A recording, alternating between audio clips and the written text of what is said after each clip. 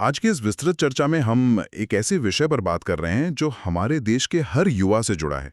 मेरा मतलब है, हम अजीम प्रेमजी यूनिवर्सिटी की state of working India report के आंकड़ों का एक गहन विश्लेषण करने वाले हैं। और सच कहूं तो ये आंकड़े काफी चौंकाने वाले हैं। हाँ बिल्कुल। मैं भी जब ये रिपोर्ट पढ़ रही थी तो सबसे हैरान करने वाली बात यह है कि भारत में आज 15 से 29 वर्ष के लगभग 367 मिलियन युवा हैं। जो कि पूरी वर्किंग एज आबादी का लगभग 1/3 है। एकदम सही। और शिक्षा के क्षेत्र में भी भारी उछाल आया है। मतलब 2007 से 2017 के बीच गरीब परिवारों के बच्चों का उच्च शिक्षा में नामांकन 8% से बढ़कर सीधा 17% हो गया है। कागज पर तो ये सब बहुत शानदार लग रहा है। मतलब कोई भी सोचेगा कि देश तरक्की कर रहा है। तो फिर असल जिंदगी में इतनी बड़ी समस्या क्यों है? इतनी महंगी डिग्रियों के बावजूद बेरोजगारी का स्तर इतना अधिक क्यों है? तो इसका एक बड़ा कारण है। रिपोर्ट के अनुसार भारत हर साल लगभग 5 मिलियन ग्रेजुएट्स तैयार कर रहा है, लेकिन रुको, 5 मिलियन हर साल? हाँ, लेकिन समस्या ये है कि 2004-5 के बाद से सालाना सिर्फ 2.8 मिलियन नई नौकरियां ही मिल पा रही हैं। बाप रे, इसका मतलब आधे से ज्यादा लोग तो खाली रह गए। बिल्कुल। और इसका सीधा नतीजा ये है कि 15 से 25 साल के 40% ग्रेजुएट्स आज बेरोजगार हैं। अर्थशास्त्री रोजा अब्राहिम ने इसके लिए एक बहुत ही सटीक शब्द इस्तेमाल किया है, एस्पिरेशन अवेलेबिलिटी मिसमैच। थोड़ा से आसान भाषा में समझाएंगी, ये मिसमैच असल में है क्या? मतलब ये कि युवा अपनी मनपसंद कॉर्पोरेट नौकरी के इंतजार में बैठे रहते हैं। वो शुरुआत में मिलने वाली छोटी नौकरियां ठुकरा देते हैं और जब उम्र बढ़ती है तब जाके आखिरकार समझौता करते हैं। अच्छा, तो क्या ये ऐसा है जैसे किसी ने लाखों खर्च करके महंगी इंजीनियरिंग की डिग्री ले ली और अब वो सिर्फ एक एयर कंडीशन्ड ऑफिस का इंतजार कर रहा है, जबकि बाजार में शायद किसी और तरह के स्किल की डिमांड है? एकदम सही पकड़ा।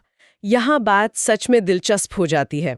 आपको पता है, अर्थशास्त्री मार्क ब्लॉग ने 1969 में ही इस समस्या की पहचान कर ली थी। आज बस इसका जो स्केल है ना, वो बहुत विशाल हो गया है। 1969 मतलब ये कोई नई बात नहीं है, बस पैमाना बढ़ गया है। पर एक सवाल और है। महामारी के बाद हमने सुना था कि 83 मिलियन नई नौकरियां जुड़ गई हैं, तो वो सब कहाँ गई? वो आंकड़ा सुनने में तो बहुत अच्छा लगता है, लेकिन अगर हम इसे बड़ी तस्वीर से जोड़ें तो असलियत कुछ और ही है। इनमें से लगभग आधी नौकरियां सिर्फ कृषि क्षेत्र में पैदा हुई। कृषि में? पर वहां तो पहले से ही इतने लोग हैं, उत्पादकता तो वैसे भी कम है ना? बिल्कुल। अर्थशास्त्र में इसे छिपी हुई बेरोजगारी कहते हैं। मतलब खेत में 2 लोगों का काम है, पर घर के 4 बेरोजगार युवा भी मजबूरी में वही काम करने लगे। कागज पर वो रोजगार में दिख रहे हैं, पर वास्तव में कोई नया उत्पादन नहीं बढ़ रहा। तो ये सिर्फ एक आंकड़ा है, असली विकास नहीं। क्या इसी वजह से हम ईस्ट एशिया के मॉडल से इतने अलग साबित हुए? मतलब उन्होंने तो मैन्युफैक्चरिंग से नौकरियां बनाई ना, जहां कम पढ़े लिखे लोग भी खप गए। हाँ, और इसके उलट भारत सीधा आईटी और सर्विसेज की तरफ भाग गया। इससे पढ़े लिखे वर्ग को तो फायदा हुआ, पर करोड़ों औसत युवाओं के लिए कोई ठोस विकल्प नहीं बन पाया। सही बात है। और हमारी शिक्षा व्यवस्था की जमीनी हकीकत भी तो देखिए। 1991 में देश में सिर्फ 1600 कॉलेज थे, जो अब बढ़कर 70,000 हो गए हैं, और इनमें से 80% प्राइवेट हैं। हाँ, मतलब क्वालिटी का तो कुछ अता पता ही नहीं है। इसका एक बहुत ही चिंताजनक असर युवाओं पर पड़ रहा है। उच्च शिक्षा में युवा पुरुषों का नामांकन 38% से गिरकर अब 34% हो गया है। रुको, ये तो अजीब है। स्कूल कॉलेज ज्यादा हैं, पर लोग पढ़ाई बीच में छोड़ रहे हैं। ऐसा क्यों? क्योंकि परिवार का पेट पालने का दबाव बहुत ज्यादा है।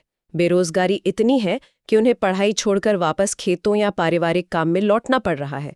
और इसी आर्थिक दबाव के कारण बिहार और यूपी से युवा भारी संख्या में तमिलनाडु जैसे राज्यों में पलायन कर रहे हैं। हम अक्सर उस डेमोग्राफिक एडवांटेज की बात सुनते हैं कि हमारी युवा आबादी हमारी सबसे बड़ी ताकत है। पर ये हालात देखकर लगता है कि ये ताकत तो बस बिखर रही है। और ये फायदा हमेशा नहीं रहने वाला है। 2030 के आसपास वर्किंग एज आबादी का ये अनुपात कम होने लगेगा। और एक और बड़ा खतरा है जिस पर ध्यान देना होगा। कहीं आप आर्टिफिशियल इंटेलिजेंस की बात तो नहीं कर रही? बिल्कुल। एआई उन एंट्री लेवल व्हाइट कॉलर नौकरियों के लिए बहुत बड़ा खतरा बन रहा है जिनका ये युवा इंतजार कर रहे होते हैं। तो इस सब का क्या मतलब है? चुनौती सिर्फ नौकरियां पैदा करना नहीं है, बल्कि सही तरह की नौकरियां बहुत तेजी से पैदा करना है। एकदम सही। समय हमारे हाथ से तेजी से फिसल रहा है। सही बात है। और यहाँ एक बहुत गहरा सवाल खड़ा होता है, जिस पे हम सबको सोचने की जरूरत है। क्या भारत की अर्थव्यवस्था युवाओं की इस विशाल ऊर्जा का इस्तेमाल करके एक आर्थिक महाशक्ति बनेगी, या फिर ये लाखों युवाओं को महंगी डिग्रियों के साथ बेरोजगारी में भटकने के लिए छोड़ देगी? खासकर तब जब एआई हर दिन स्मार्ट हो रहा है और ये वेट एंड सी वाली रणनीति शायद 5 साल बाद बिल्कुल काम नहीं आने वाली। ये एक ऐसा सवाल है जो सच में बेचैन करता है। आज के इस गहन विश्लेषण में बस इतना ही।